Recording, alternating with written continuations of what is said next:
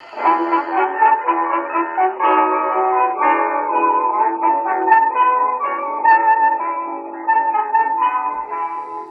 to another episode of Off the Menu. I'm your host, Vincent Franchini from Tumblr House, here with an incarcerated Charles Coulombe. Incarcerated? You mean as in imprisoned, trapped, unable to leave? That's right. Oh, well, that's not true. I could come home to L.A. like that if I wanted to. Yeah, yeah. Could you, though? Oh, gosh, of course I could. I would just get online. I go to cheap flights. I get a ticket to L.A., and I'd fly. Yeah, but then you'd be locked up over there, too. Well, yeah, and there aren't any flights leaving Vienna for anywhere. Wow. No flight has a destination of Vienna anywhere in the world? Well, no, there's freight flights. The freight planes are still flying. Oh. But not passenger planes. Wow. Okay, Charles, so what's new? How are you handling everything? Well, as you can see, I'm despairing.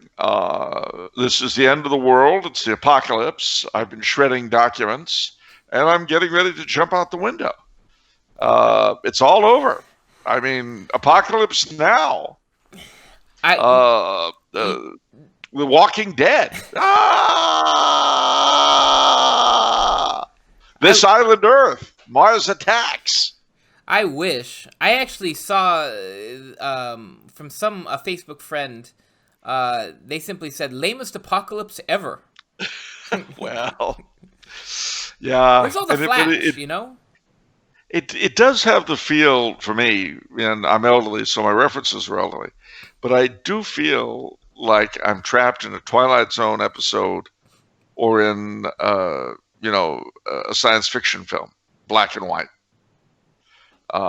It definitely has a peculiar feeling, and also this is heightened by the internet because I'm in touch with friends all over the world, so it feels like a global catastrophe. Yeah. You know, it's got a very weird Earth versus the flying saucers feel to me. Definitely weird. Definitely. Going to the market yesterday. I don't normally go to the market. I normally have my secretary go to the market, but you know. I know you've put the entire staff on lockdown and you don't let anyone out but yourself. Yeah. So partly because you're afraid they won't return but go to their homes. Right. So it's just a weird atmosphere at the market, like where they're managing the flow of people in. So like all the doors are closed and there's a worker at the front letting people in, and it's just weird. It's kind of surreal. Well, I can understand that. The truth is that I went to the market myself for my weekly walk to the market, which were allowed, and the few people who were there were even surlier than they normally are, and believe me, they're usually pretty surly. Take it from me. Yeah. But they were, gosh, I did everything I could to jolly them, thank them profusely and all that. They just stared at me. But one thing I noticed was that they were once again restocked with toilet paper. That was never a thing. Like, how did that turn into a thing? What, getting toilet paper? Like, all the toilet paper, like the run on toilet paper, did that really happen, like, everywhere? Oh, yeah. It happened everywhere. My friend Brian Hansen in Flagstaff reported it there. Friends in London reported it. Friends in Italy. Friends in L.A. People went for the toilet paper. I think part of the reason, my nephew, Philip, pointed this out. He's upstairs with his wife and kidlets. But he pointed out to me that the thing about nicking toilet paper is that it's cheap, it's bulky, so you can, clutch it, and you really feel like you've accomplished something. Plus, it's imperishable. It's not going to go bad, so you can stock up. Although our friend Bill Biersack sent me a joke today. Yeah. It said, Mommy, why didn't you buy any food? Shut up and eat your toilet paper. Weird. Well, it's no weirder than another statistic that's emerged out of all this. What? Well, all of the people who have fallen ill with the coronavirus, and Mm-hmm. this is particularly important if you're thinking about prevention, every one of them belong to only 2 of the 47 genders. Wow. That Yeah. is remarkable. Isn't that astonishing? Wow. None of the other 45 have been reported as having come down with the coronavirus. Every single victim has been either male or female. They must have like Binary. the antibodies or something. There must be something with those Yeah. genders that. Wow. To protect them against viruses. That must be it. Fascinating. I think probably gender theory is going to be one of the first things that goes out the window in the Brave New World that is left after this. Why? Why would you say that? Well, I just think that for a lot of people, especially because of the economic dislocations that we're going to have afterwards, I just don't think there's going to be a lot of patience for that stuff. That actually makes sense because that's very intangible, you know? And It's intangible and it's irrelevant. Yeah. See, don't forget, we have 2 generations or 3 that have never fought in this country that have never fought a war, that have never really been seriously endangered as a whole. And suddenly, they're just like my grandparents' generation up until August of 1914, they're going to be reminded that there's badness and there's objective reality, and that if you hit your head against the wall, it hurts. I mean, do you realize that because they've closed down the universities, no one has sought a safe place? There are safe spaces in universities all over the United States that are currently empty. Now think how triggered so many university students must be by what's going on right now. But there are no safe spaces for these poor children. There are no neutral, non-judgmental faculty allies to take them in and comfort them and show them videotapes of puppies and give them chocolate milk. And there's going to be even less of that in the months and weeks to come. That's true, actually. That is true. Now, of course, Planned Parenthood is fighting to stay open. I like that. Churches have to close, but they're still going to murder babies. That's nice. Can you do your what that was? We were talking about this pre-show, and you said it was akin to a certain thing. Did I? I don't remember. What help me? The Russians and the Nazis. Oh, yeah.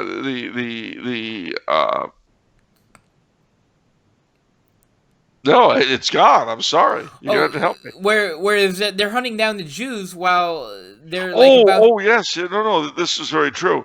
When the Russians were closing in on Budapest, Eichmann had been sent by the Nazis. They had overthrown the Hungarian government and replaced them with these puppets, the Arrow Cross. So they sent Eichmann to Budapest to hunt down Jews while the Soviets are closing in on Budapest. And he's he's pulling troops away from the front line to hunt them. So the foreign minister, and mind you, he's Arrow Cross, the foreign minister goes to plead with him and say, maybe we should forget about the Jewish thing just until we kind of like deal with the Soviet threat. Oh, no, that makes it all the more important. Well, I mean, our masters to that degree are like the Nazis and Eichmann.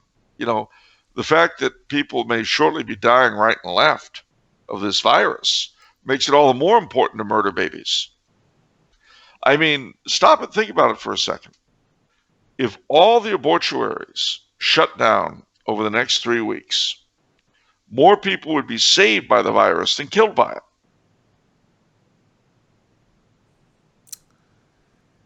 That is a trip to think of it like that. Yeah. Yeah, that's pretty bizarre, isn't it?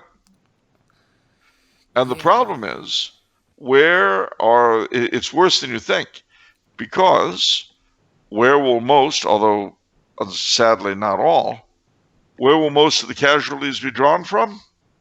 My generation and older. The people that put us where we are. That's who.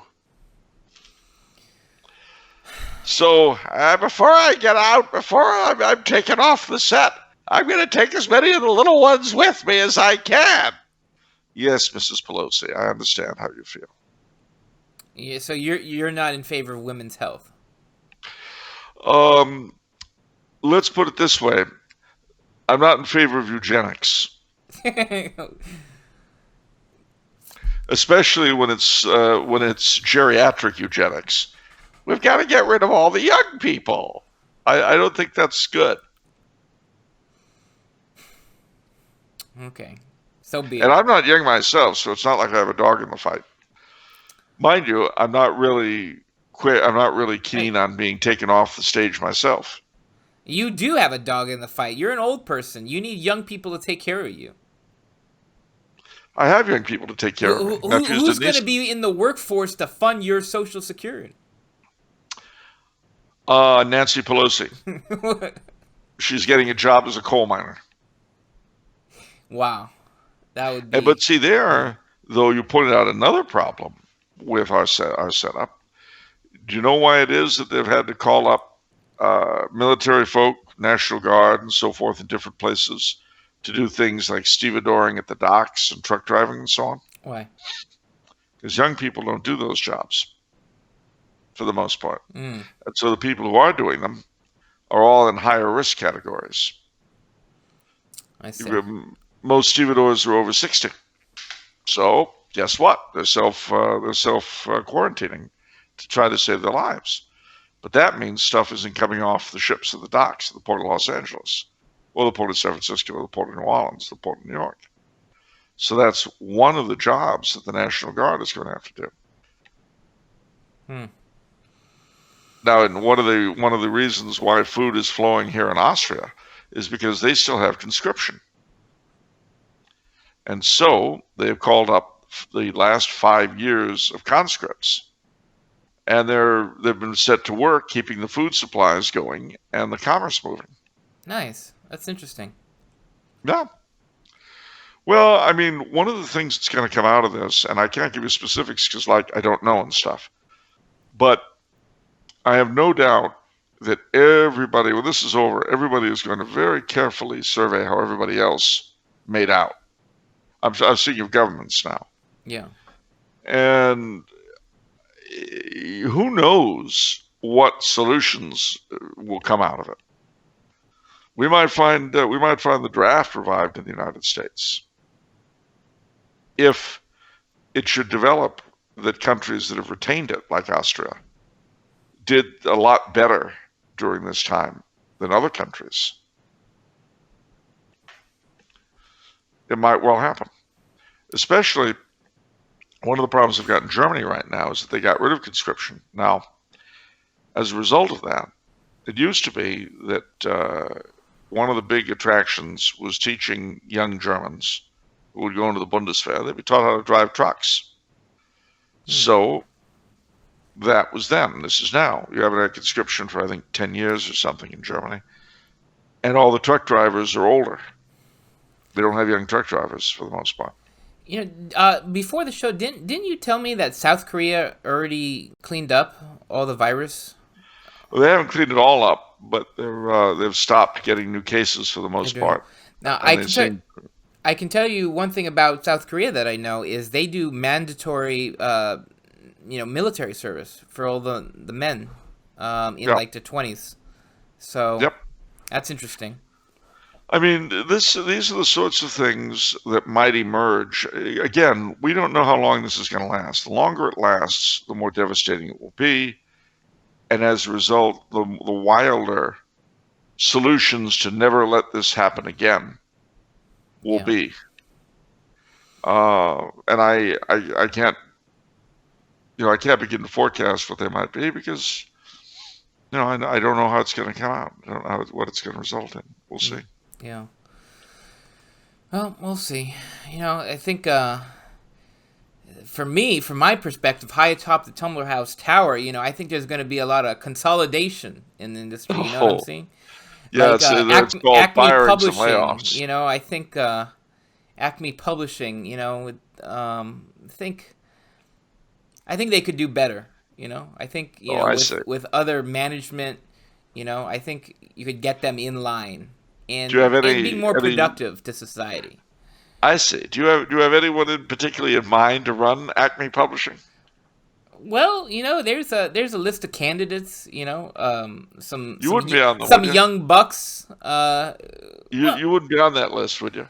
Well, no, I mean, of course, I would be running it, but I mean, I can't directly micromanage everything. Am I right? So you'd have, When did that start?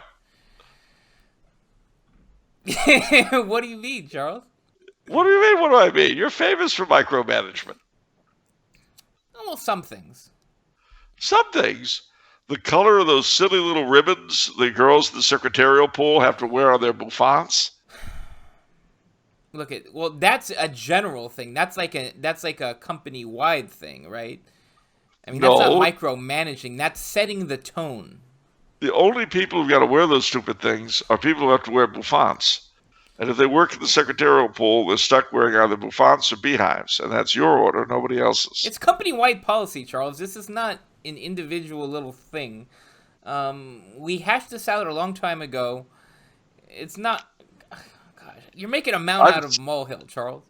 I see. All right. Well, at least we know we're not getting any of the guys to wear beehives. Thank goodness. Ugh. Okay, on to the memes of production. Nationalize the memes of production now. Yes, for the common good. Yes. Okay, we only have one today. I just found this off of Superfan Brian's Facebook. And so it's we've got a square here. First it's Andrew Yang saying, "I'm gonna send every America $1,000," and then you have a baby screaming, saying that representing Republicans, and they say that's socialism, never. And you have Trump saying, "I'm gonna send every America $1,000," and then you have a young boy representing Republicans saying, "What a guy, Trump 2020."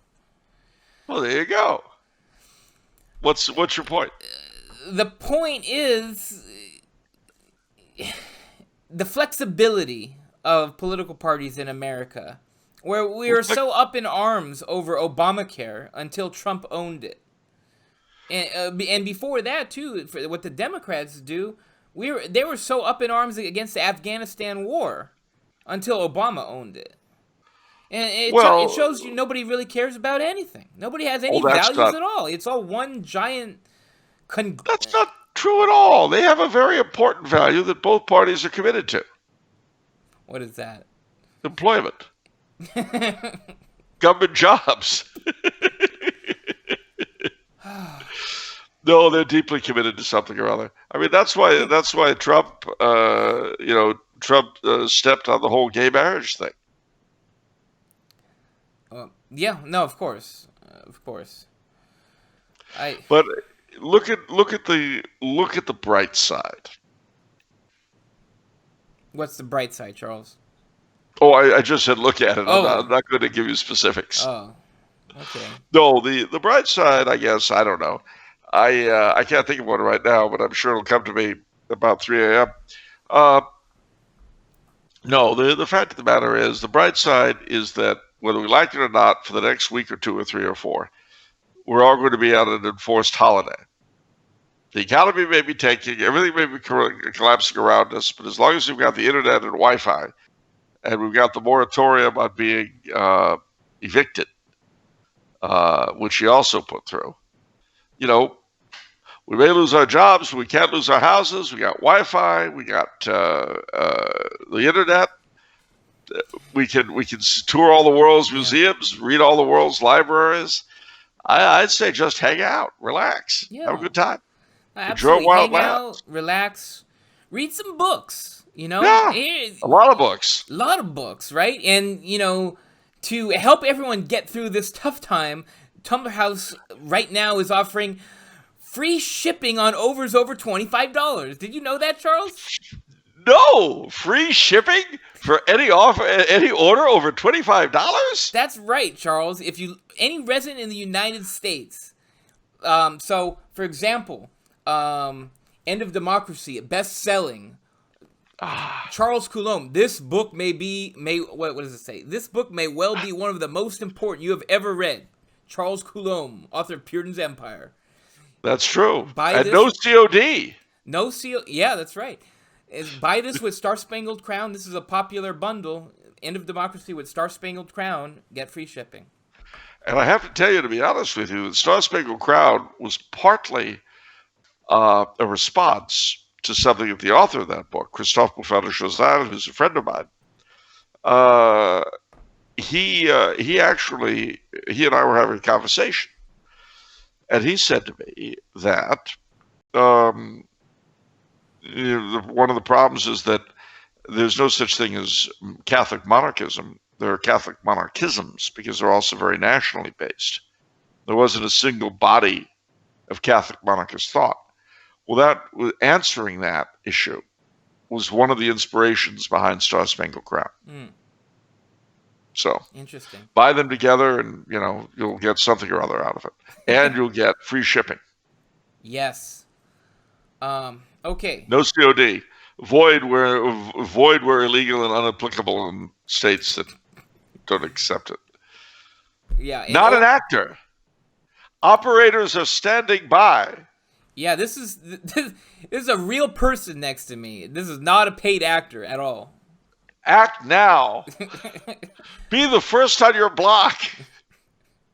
You remember any of the others? Well, your previous one, order $10,000 worth of books, get a free slicer dicer.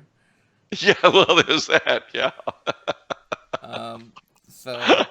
As seen on TV.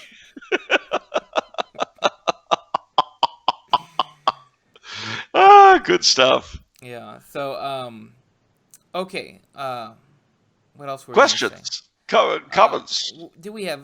Oh, yeah. I guess we did have questions. Okay, fine. Oh wait, no. I know. No, you're jumping the gun, Charles. We have more gratuitous plugs. We need more subscribers to the YouTube channel. It doesn't cost a thing. Click that button on the bottom right corner of the screen. It's the Tumblr House logo. If you're not subscribed yet, please subscribe. It helps so much. We're trying to reach 10,000 subscribers. We get to do really cool things once we hit 10,000. So please hit that button. And it's not like you're going to be doing anything else for the next few weeks anyway. That's right.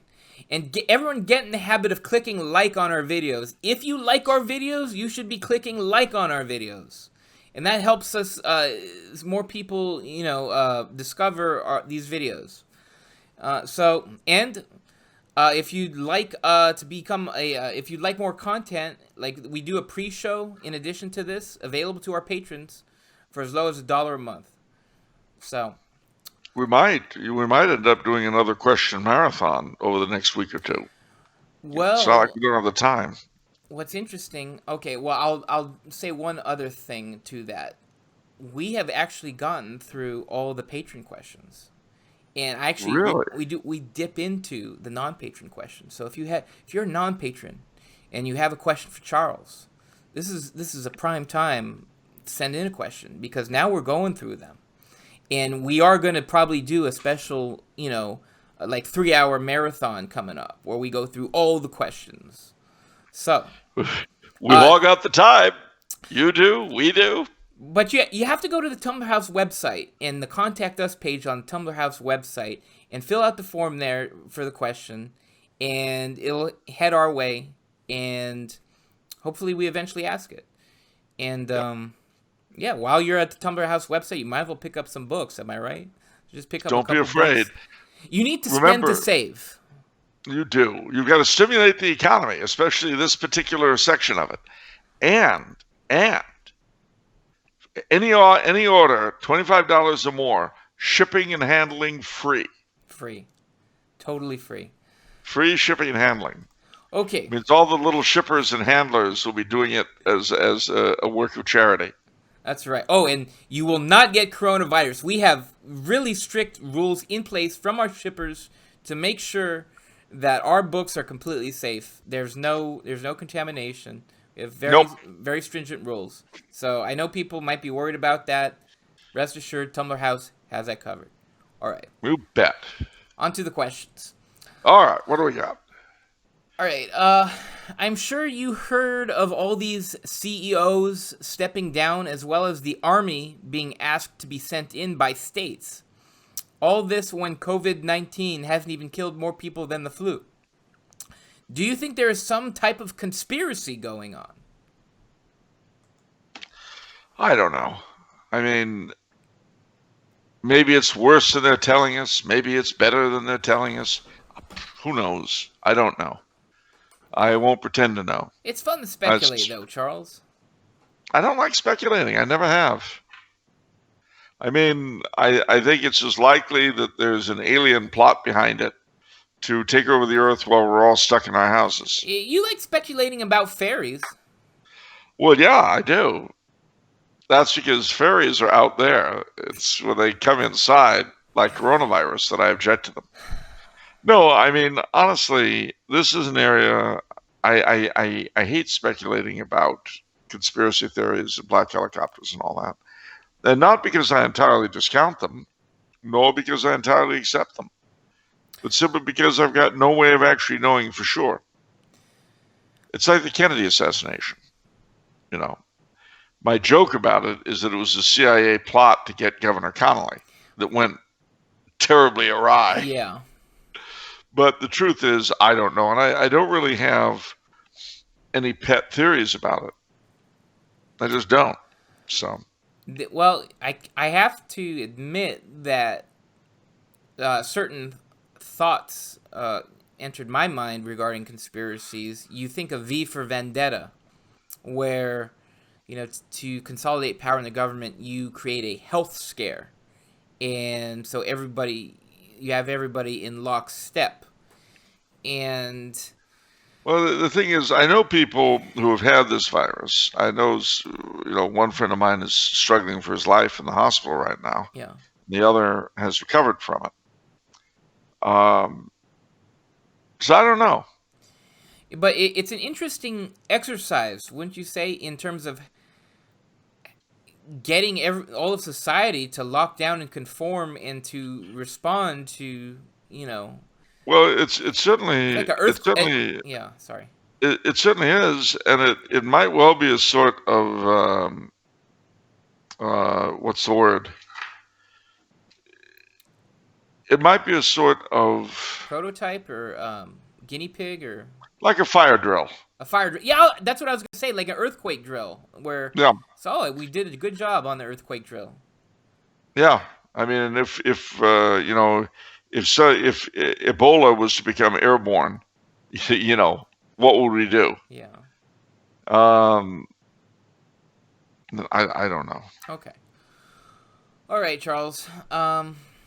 Next question is from Andrew. Greetings, gentlemen. Firstly, Charles, it was wonderful to meet you at the West Chestertonians meetup in Bronxville, New York, back in January. Can you believe that was this year? Seems like ages ago. Thank you for the great talk. Now for my question. After giving up all non-work-related internet usage for Lent, I find myself back early from my hiatus in order to stay on top of news related to the coronavirus, especially lockdown orders, closures, etc. I'm wondering if perhaps Charles and Vinny, now that they are both on serious lockdown requirements, could let us know what their daily quarantined lives look like. Have you developed certain routines? If so, what are they? How does prayer work itself into your routines now that the Mass and many of the sacraments have been suspended? In what ways are your lives different? Are there any positive things you are seeing since social distancing became an accepted term?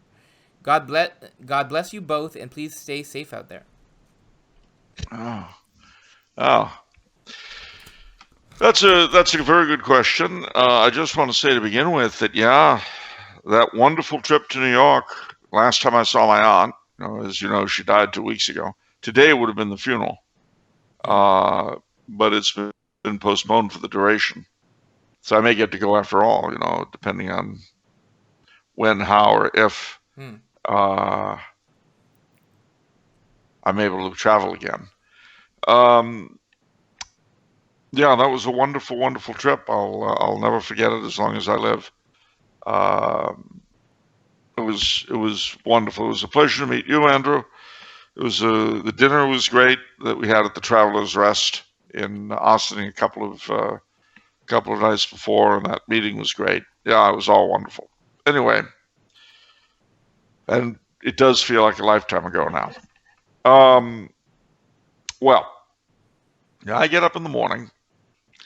I say my morning offering, the prayer, and then I throw myself into the kitchen. I make a cup of coffee, toss it back, look at the computer for a bit, and jump into the shower, get beautiful, get dressed. I should be working more, but frankly, Yeah. it's very difficult to keep on point. So I probably spend too much time emailing and on Facebook and so forth. Yeah. But then at noon, there's the school has what's the word I want? A live stream of mass in the chapel. So I assist at that, and then after that, I have my first meal of the day, which a late lunch. Then I go back to the same thing of trying to work and usually not. And then, talking on the phone with friends and all that, relatives. I had a long talk with my cousin Jamie, my aunt's son today. And, as evening comes on, we have a rosary. Yesterday, being Friday, we had a Stations of the Cross at 3. We all go out on our terraces or go down to the courtyard, because you've got to imagine that I live in one of 4 buildings that surround a courtyard. And we go down, and either the people that have terraces stand on them, the rest of us go out and stand at great distances. And we did these Stations of the Cross in place. And at 9 o'clock every night, I mean, I'm not doing it tonight, but at 9 o'clock every night, we do the same thing with the rosary. And yesterday I did my weekly shopping. So that's pretty much what my life is like. The fact is, especially if you're not working per se, you do have, and again, in my case, it gets in the way of work sometimes, but you do have a plethora of things online: books, performances, prayers, masses, Yeah. The divine office. I mean, it's amazing what the internet has to offer today. Yeah. And you can even travel. The museums, a ton of museums are offering virtual tours and so forth. I have been watching the EWTN masses. They have their Novus Ordo has so much Latin. It has more Latin than I've seen in any other Novus Ordo ever. Actually, they straight up say Pater Noster, not Our Father, and for everything else too. I'm just kind of surprised how much Latin is incorporated into it. Well, don't forget the Novus Ordo. I mean, if you're going to go by the letter of the law, which of course as Catholics we don't, because we're really not very smart people, but the Novus Ordo, of course, is a Latin rite liturgy. Yeah. And the Novus Ordo in Latin, back in the days when they claimed that the Tridentine Mass had been forbidden, no one could forbid the Novus Ordo in Latin. Now, mind you, if you performed it and you were a priest and you were in the wrong diocese, which was like most of them, if you got known as a regular Latin Novus Ordo sayer, bad things might happen to your career. But it was nevertheless the prototype. And the two best, this is a good exercise. The two best places I knew for the Latin Novus Ordo were the Brompton Oratory in London and the Church of St. Agnes in St. Paul, Minnesota. Those were the two best Latin Novus Ordos I knew. I thought you had one in France. Latin Novus Ordo? Yeah.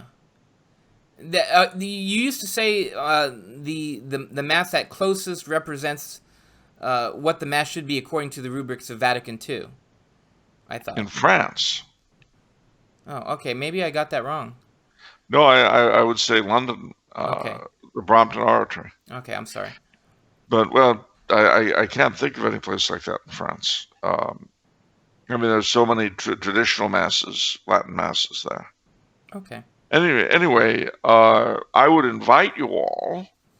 This strikes me as a fun thing to do. I would invite you all, if you know of a really tremendous Latin Novus Ordo, let us know. There got to be more than two. Mm-hmm. And the trick is they've got to be regular also. It's no good saying, well, at my brother and sister-in-law's wedding, we had a Latin Novus Ordo and we had this and we had that. That's nice. But it needs to be a regularly offered Latin Novus Ordo that's very impressive, etc. Yeah. Yeah. And do things like with the paten for receiving communion on the tongue and all that stuff, because I've seen that too. Yeah. That's part of the whole package of Latin. Eastward facing is a plus. Yeah. Okay. Next question is from Joshua. Okay, Joshua. This is a long one. Oh boy. Most believe that animal souls go poof when they die. It seems that this notion is based upon St. Aquinas' conclusion, which in turn is based off Aristotle's idea of animals being organic robots, concerned only with eating, sleeping, reproducing, and thus surviving, correct? Whereas these are important to them and us, I believe that's not nearly where it ends.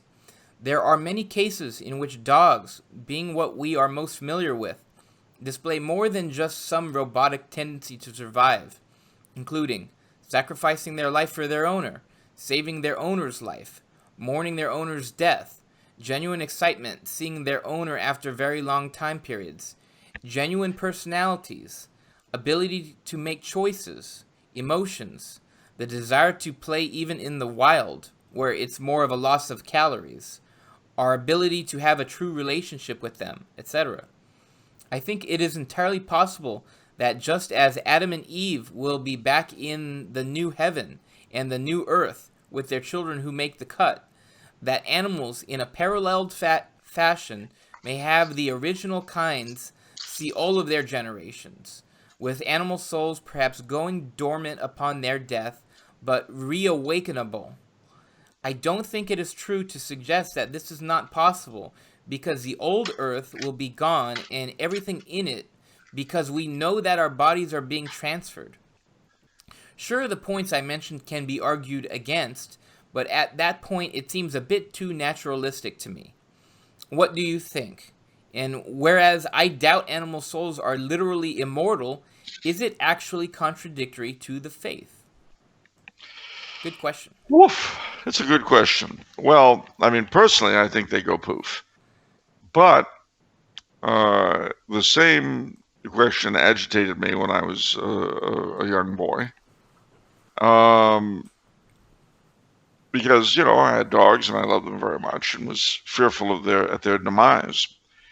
My father said something interesting to me, and I don't think I could say any more to it, add any more to it. And that is that if this really would be an essential part of your happiness for eternity, no doubt God could pull Nellie or Doe, those being the two animals concerned, out of the abyss and reconstitute them for you.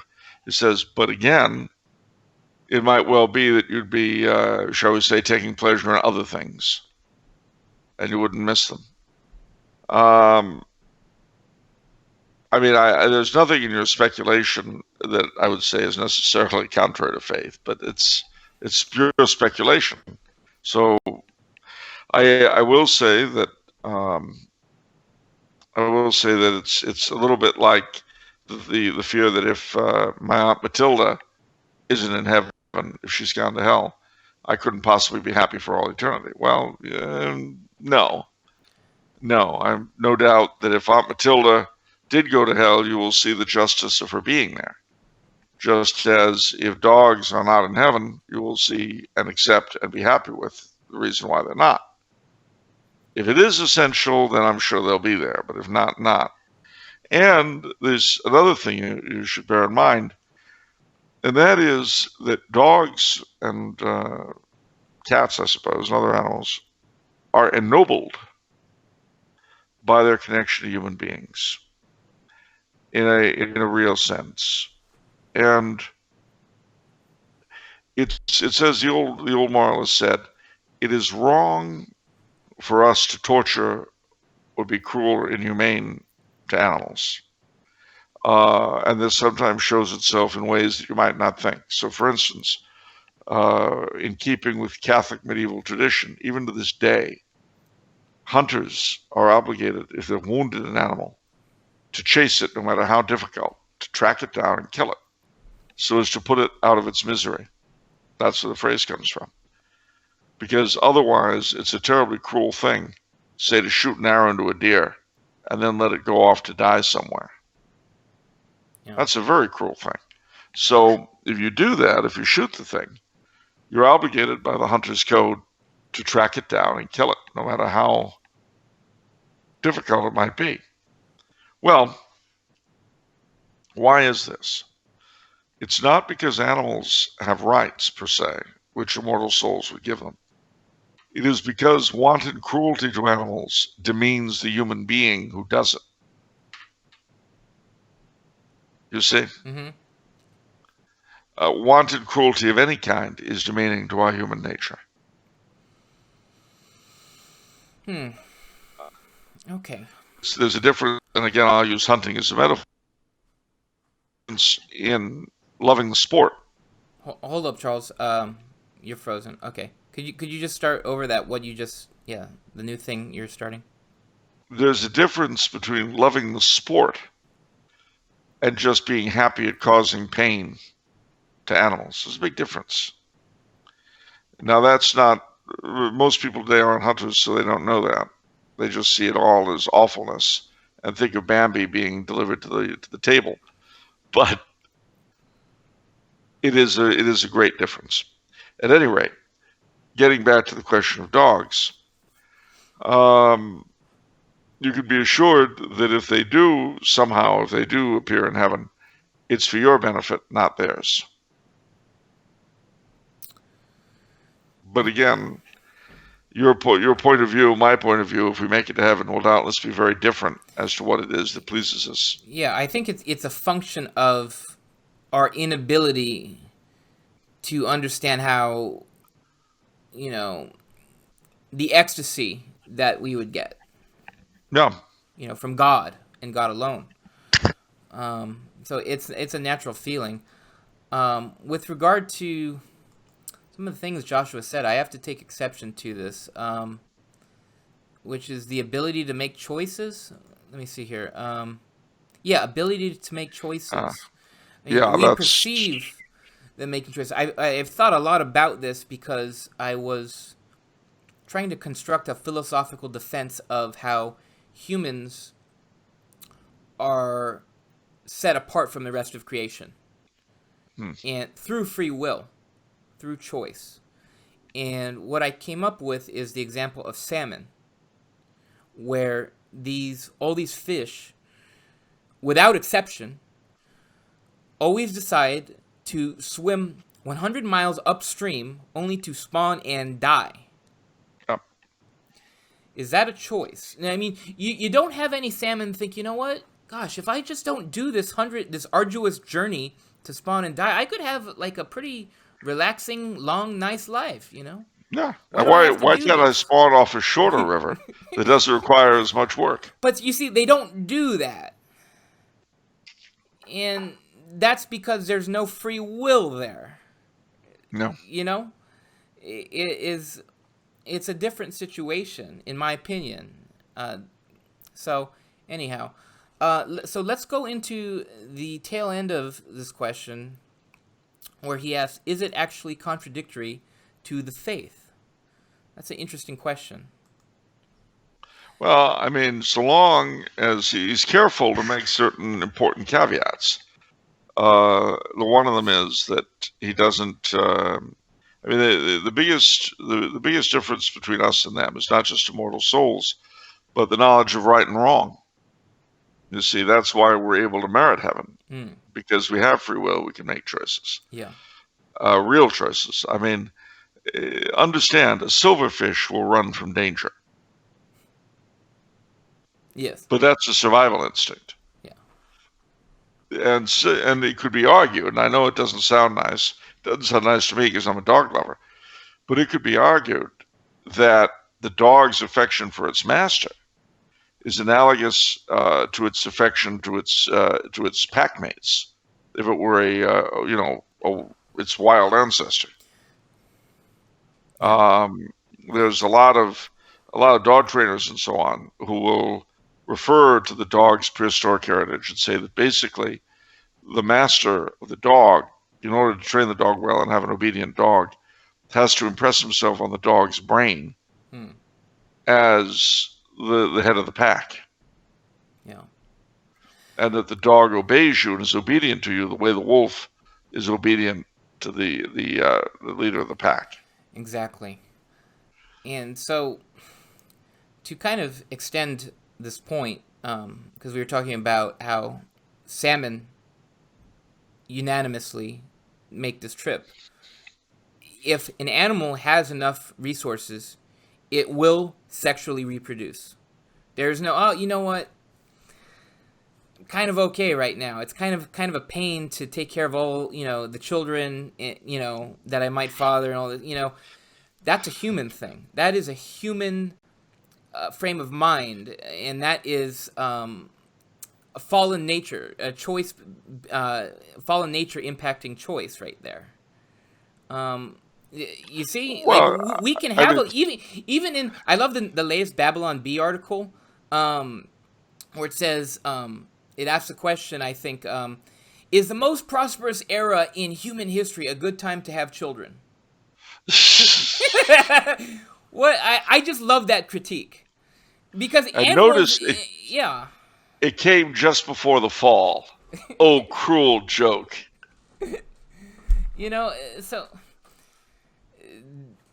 So to me, that's another example of where we have a choice to procreate. Animals don't ever have that choice. No, they don't. And one of the interesting things, of course, is that they have mating seasons, and we do not. Yeah, sure. Now, interestingly enough, too, our domestic animals do not have mating seasons. Why is that? It's because we breed them. That's why. Interesting. And there is an interesting thing, too. The wild ancestor of the cow was a thing called the aurochs. The wild ancestor of the horse was a thing called the tarpan. Now, after World War I, these two brothers, one was the director of the Berlin Zoo, the other the director of the Munich Zoo, they decided that the world would be a better place if there were aurochs and tarpans again, both of which have become extinct relatively recently. The aurochs in the 1600s, the tarpan in the 1800s. So what they did was they found those species of horse and cattle that were the closest to their wild ancestors and bred back, as they say, for the appearance of the wild ancestor. Well, they succeeded.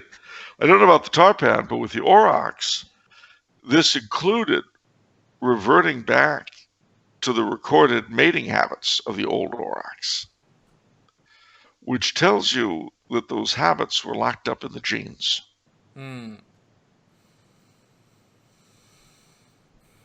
Now, there you go.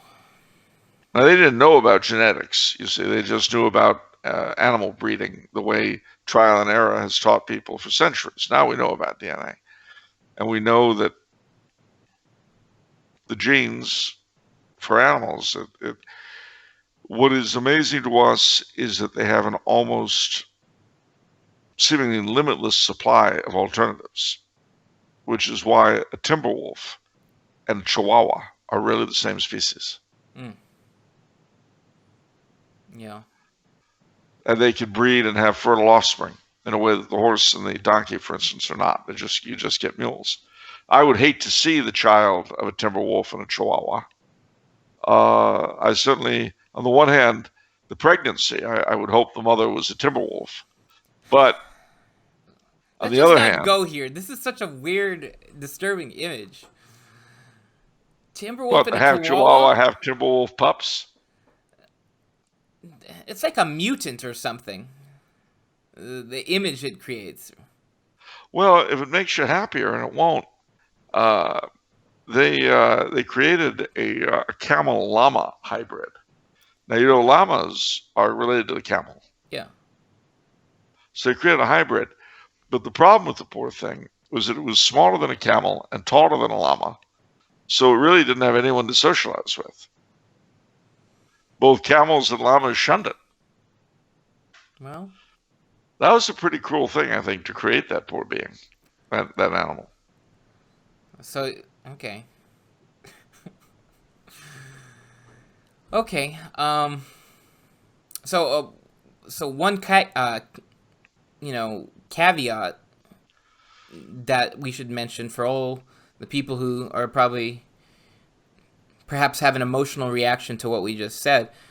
Charles and I are both huge animal peoples. I was heartbroken when my dog, who I named Doug, Doug the dog. Remember Charles Doug the knows dog. Doug, Yeah. but he died because of rat poison accidentally. My dad did not put it in a good place, and the dog found it, and yeah, he was sick, and we had to put it down. But so it's not, we're not having these arguments out of a callousness toward animals. We love animals.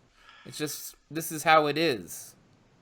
Well, and the thing to bear in mind too is that part of the reason why we tend to anthropomorphize animals is also, now I'm not talking about whether or not they're really there, but it's one of the reasons why we were fascinated with both the notion of fairies and the notion of aliens, and for that matter, the notion of Bigfoots and others, big feet, and other surviving pre-humans. We are lonely. Mm. The human race is lonely. And it would be so neat if there were another intelligent race other than ourselves. Well, we know of at least one without a doubt. What? The angels. Oh, well, they're not. What, they have form, but they're not matter, though.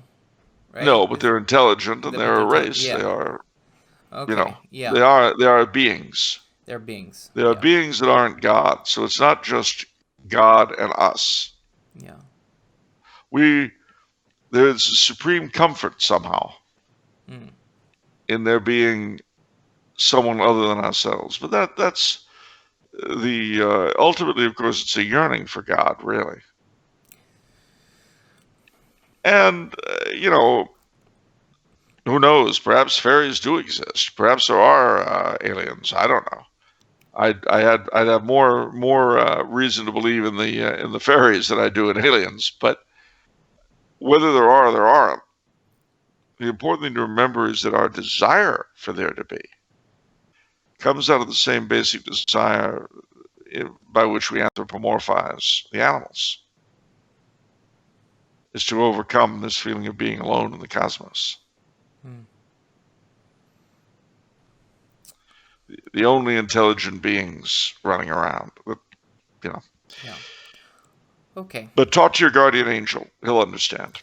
It's a good time for that. I'll tell you that. Oh yeah. All right. Next next 3 questions are from Patrick. Hello, Patrick. I would love your opinion of America's first Treasury Secretary, Alexander Hamilton. And do you feel his economic and political leanings were more Catholic than his rival, Jefferson?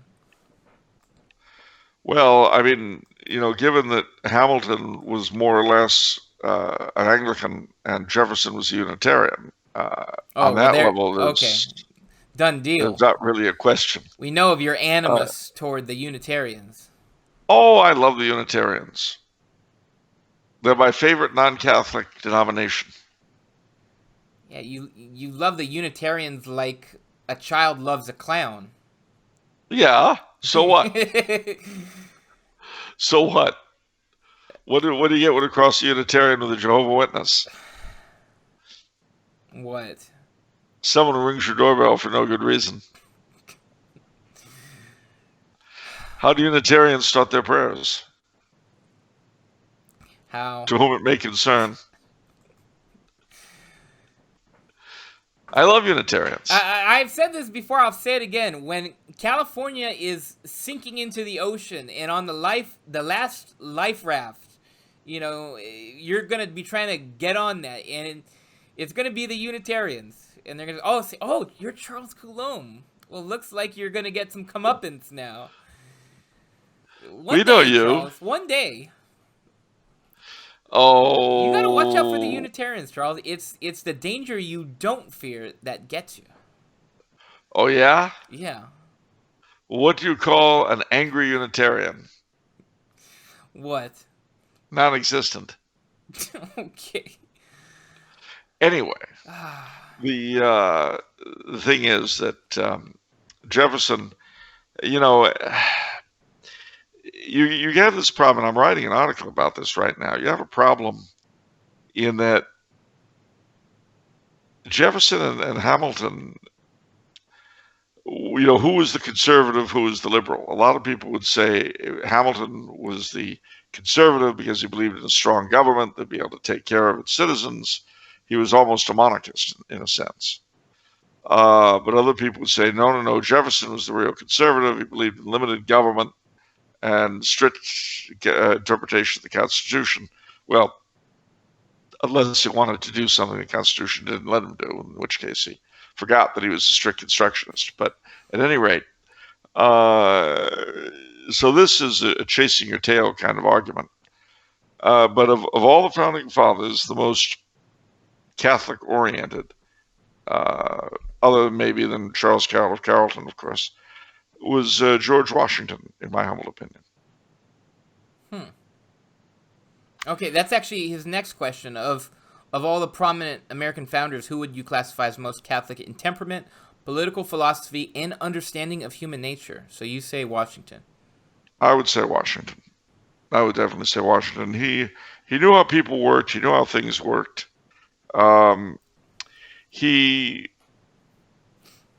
There's of course the strong belief that he came into the church on his deathbed, which I happen to hold.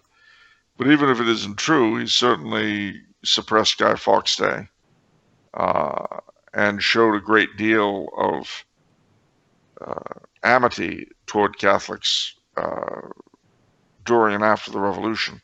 This is one of the reasons why he was able to work with the French, which was so essential to defeating the British in that war.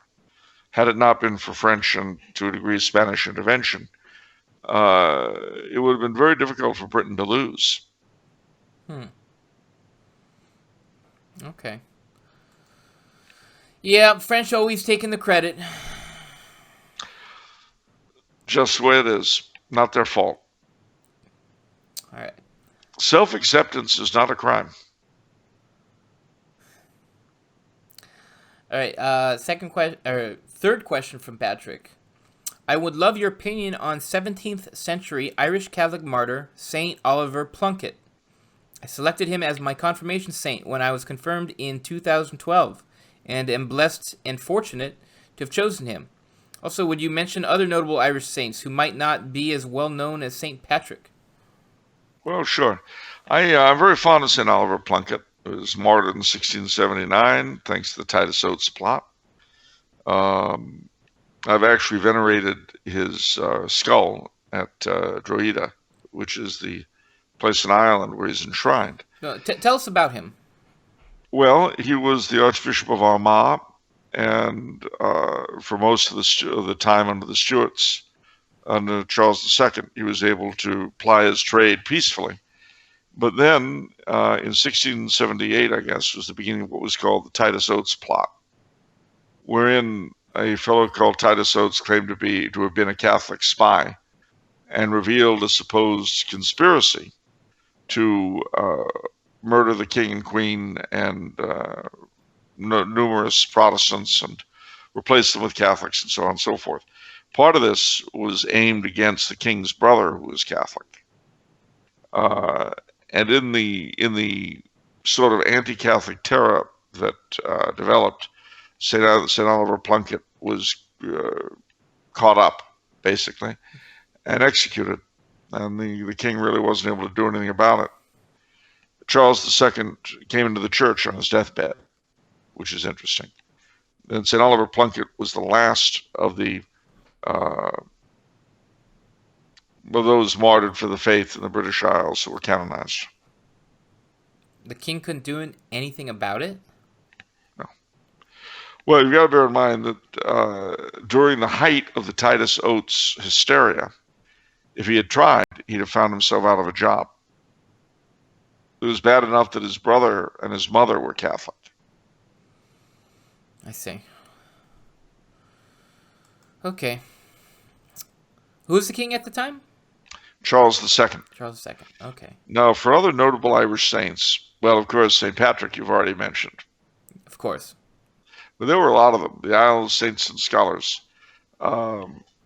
St. Patrick is buried at a place called Downpatrick, traditionally with two other saints, St. Bridget of Kildare, who was an Irish princess, and the founder of the first woman's convent in Ireland.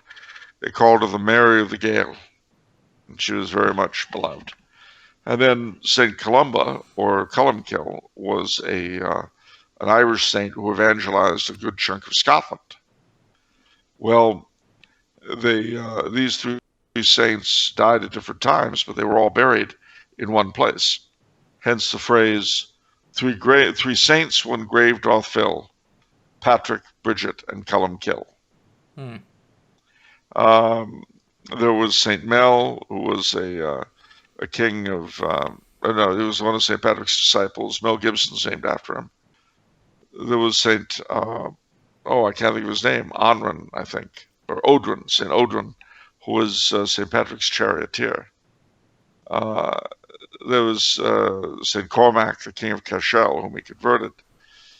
But of course, my favorite of all those early Irish saints was my family patron, St. Columban, who went to and founded monasteries and spread the faith in Gaul and in Switzerland and Austria and Germany and Italy, ending up in Bobbio. They called him, some people call him the first European because of his wide travels. And there have been others. Another one of my favorites was the Archbishop of Dublin in, I think, the 1100s, St. Lawrence O'Toole. And there's an interesting story about him because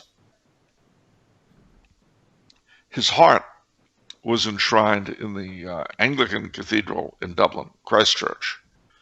And it was stolen about 15 years ago and recovered about 3 years ago. So now it's re-enshrined there, and you can go and venerate it. So I was very happy they were able to get it back, that it hadn't been destroyed. Awesome. Okay, our last question today is from Benjamin. Dear Charles, what can you tell us about New France, and more specifically, what it brought to Catholicism in the New World? It brought me. What's New France? Funny you should ask. New France, la Nouvelle France, was the French colony that basically consisted of the lands draining into the St. Lawrence River. and its sister colony, Louisiana, which was everything up the Mississippi from the state we know up to the Great Lakes. Mm. And these French possessions were collectively called New France as well. What did it bring? Well, it brought a lot of things. It brought the faith to Canada and the Mississippi Valley, Louisiana, Mobile, Alabama, and so on. It brought my family, very important. And it brought the French language, and which soon became the most beautiful version of French spoken anywhere in the world, and remains that way to this day. I just thought I'd point that out. There were several saints that came out of it. Margaret Duville, the foundress, I think, of the Grey Nuns, and of course the Canadian martyrs and the American martyrs, French Jesuit missionaries. The beginning of evangelizing the Indians in the northern part of North America really began with the French. So a lot of things came from New France. And of course today, both Quebec and Louisiana and various other places still very much carry the mark of their origins. How does Louisiana carry that mark? Well, through the continuance of the French language and the numbers of Catholics there. Louisiana is probably the only state in the South that has always had a very large number of Catholics. And the whole way of dealing with life is much more Gallic than it is American Southern. What does that mean? More relaxed, going for fun, Mardi Gras, Epiphany. I see. Okay. Christmas. Stuff that hard-shell Baptists didn't really hold by once upon a time. Yeah. Okay, that'll do it for this episode. Any final words, Charles? Yeah. Number one, I'm sort of sad the episode's coming to an end in a way because, I love spending time with our fans. And the more so now, these are dark and unpleasant times. I mean, real downer times. Little Debbie Downer is very happy right now. She's running around, yes, it's all over, ah! And all the OCD people feel completely justified.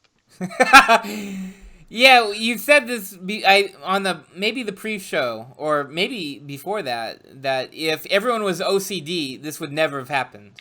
That's right. Of course, the human race would stop reproducing because you have to get close to people who are probably covered with germs. Yeah, there's that. But no, the OCDs knew what they were doing long before anybody else.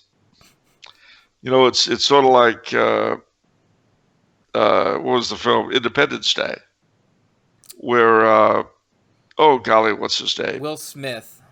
No, not Will Smith. Oh, the Jewish guy? Or no, not the Jewish guy. The crazy pilot. The crazy pilot. Quaid, Randy Quaid. Oh, okay. Wow. Okay. Remember Randy Quaid? Of course I do. Well, he in the show he plays someone who claims that he had been abducted by aliens and so on. Well, of course, it turns out it was all true. He had been abducted by aliens. Wow. Well, so there's the OCD people. See? They told you there were germs everywhere that would kill us all, and you never caught on to it. It's like Randy Quaid. So now they're all going to be uppity about it. That's right. Yeah. Who's laughing now, smart guy? Yeah. I thought so. No one likes an "I told you so," especially in this scenario. No, probably not. I tell you though, I really, really, what can I say, ladies and gentlemen? I mean, already I've had correspondents tell me that their businesses have collapsed. Anything having to do with the hospitality industry is just kaput. But we'll see how long this lasts, The government is going to print up another $1 trillion out of thin air. and we'll all get some share of that money. Moratorium on being evicted. And you know, that makes sense because, look, if you're thrown out of your house because you can't afford to pay the rent, what makes your landlord think anyone else is going to be able to pay his fee either? Right. You know.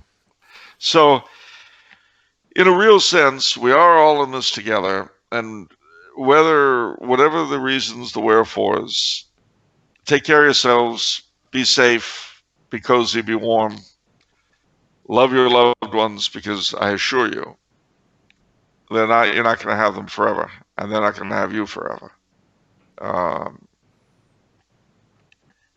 You will be separated from them for a while, one way or the other. And so that's why it's important that we all try to make it to heaven, where none of this drivel can ever happen again, where no thieves, no murderers, no nothing can ever affect us anymore. Okay. So on that note, if it's Monday, it's off the menu. And the soul you save may be your own. See you next time, everyone. See you next week, kids. Let's hope there's still a world then.